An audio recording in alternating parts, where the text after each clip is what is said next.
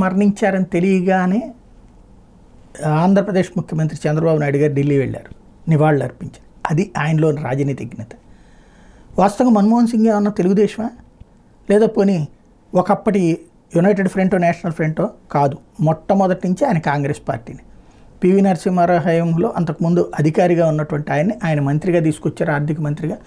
ఆ రోజు నుండి ఆయన చనిపోయే వరకు కాంగ్రెస్ పార్టీ నాయకుడే. కానీ అయినా కూడా ఏంటి చంద్రబాబు గారికి ఉన్నటువంటి అవినాభావ సంబంధం అంటే 1992 తర్వాత చంద్రబాబు గారు 95లో అధికారంలోకి వచ్చారు. ఆ టైం నుంచి చూసుకున్నప్పుడు ఆర్థిక సంస్కరణలు అప్పుడే మన్మోహన్ సింగ్ అమల్లో ప్రారంభించింది.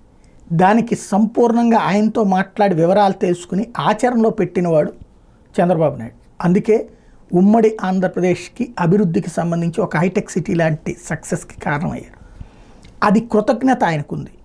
ఆయన తనకి మంచి చేసిన వాళ్ళని ఎప్పుడూ వదిలిపెట్టరు చంద్రబాబు గారు.